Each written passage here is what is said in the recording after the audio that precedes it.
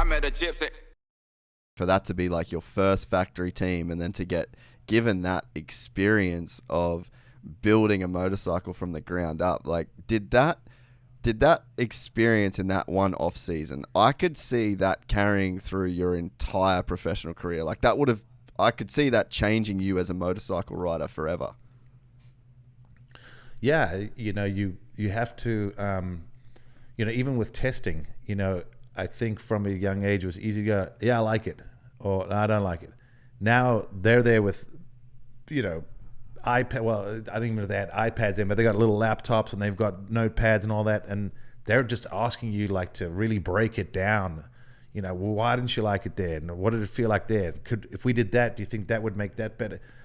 And it was like, as a kid, you're just like, okay, let me try and use my words and explain it. But it was really interesting to be at that age and have all these resources coming at you. And like I said, KTM, I remember Kurt Nickel was spearheading the whole factory operation. And I remember in an article, he said, I'm turning the world orange. And I remember thinking like, yeah, that was a pretty powerful statement. And he put his balls on the line, because if they were floundering at the back, he would have looked like an idiot as well. But there was just a group of people that were like, we're going to do whatever we can. And I had to build the bike around myself. They just gave me all these tools. That's why I said when I'm like, oh, what's different with these frames? They're like, they're all different. I'm like, yeah, but what's different? They're like, don't worry, just ride it. Don't have a biased opinion. Just ride it. Tell us what you like and why. And then we would go to another track 2 weeks later and do all the same thing again, but it'd be a completely different type of track.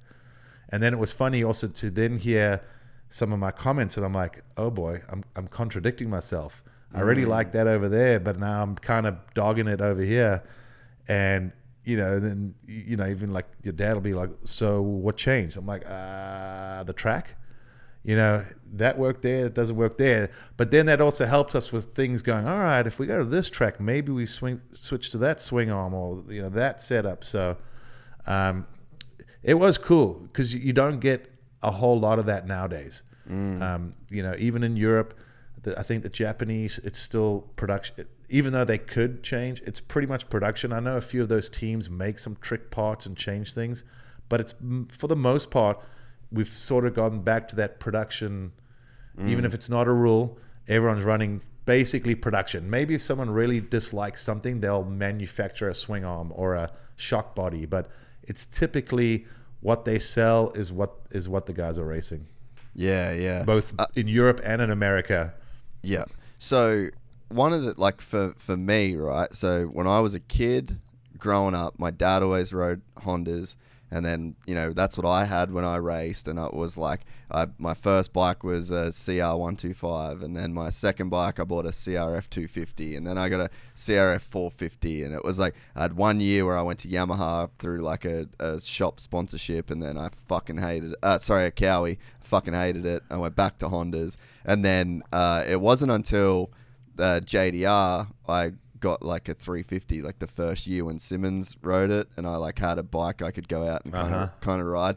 But in terms of like, so my dad, I liked Hondas because of my dad, and then dad liked Hondas because of the cultural movement of the Honda from the Elsinore, like it changed motocross. Oh, yeah. My dad was the same way. Yep. So you have like he raced in Elsinore, so he's the same way. He was a Honda guy, and from a young age, my dad said to me, my dream is that you're a factory HRC rider. That was his dream for me. Yeah. I was like, I just want to win championships. Yeah, so that like that, there's that era, right? And it's like that motorcycle was just, that was the pinnacle, and it just created this like legacy that still exists now, like the HRC kind of deal.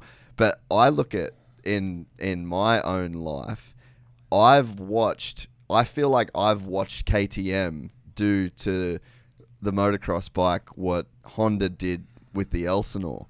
And it's like, as I've like I've got a KTM 350 and a Husky 125 in my garage, and it's like I got a 96 CR 250, and I'll literally never sell that bike. Like I'll probably give that to my kid one day, you know. But so there is still that love from being a kid. But in terms of like what KTM did for me, and like I watched that evolution happen, and you know, you watch the way, like I remember like your 125 in the GPs, and then when you raced the 252 stroke in America, and then watching Ben Townley on that number, I think he was like number 30, and you know, I'd see like on motocross action, and they had the WP forks, and like a fucking factory KTM in that era when I was a kid was just like the gnarliest thing ever, and you watched it kind of suck, and then you see this evolution, and then, you know, like Dunge, to do what Dunge did for that brand, to go and win a Supercross title on that bike, and then the 350 had Caroli winning world titles on this alternate size motor, and now that, you know, there was like a Dungey era,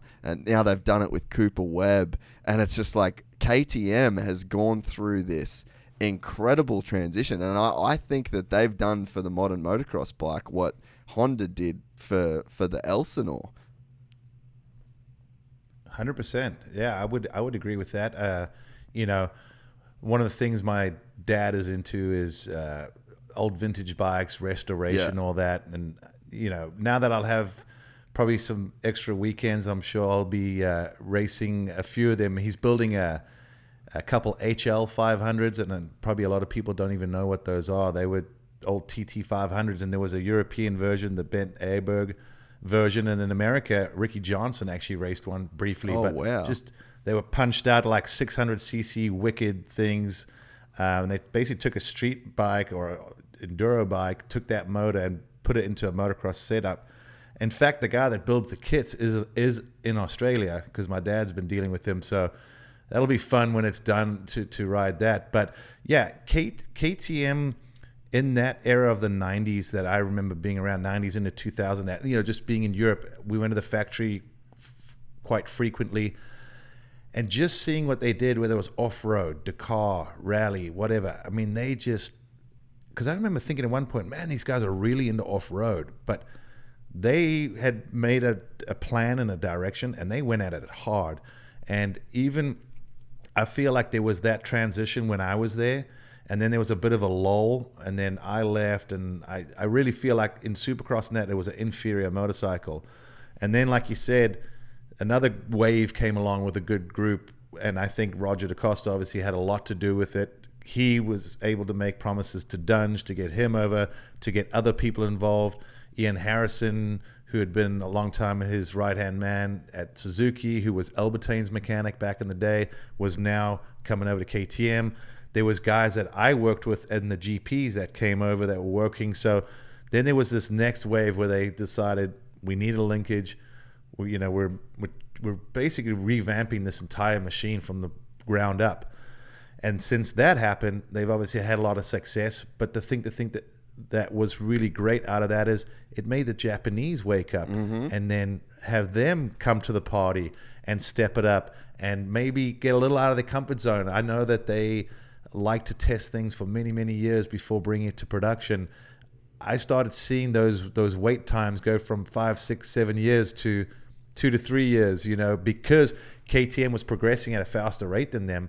And I think a lot of times they were thinking, well, there'll be failures. And if you look at it, every manufacturer's had a failure at some point. It's just, you'll never get around that. But the fact that they've also had so little failures by pushing the envelope, they just went pedal to the metal and focused on off-road and moto, you know, and it showed.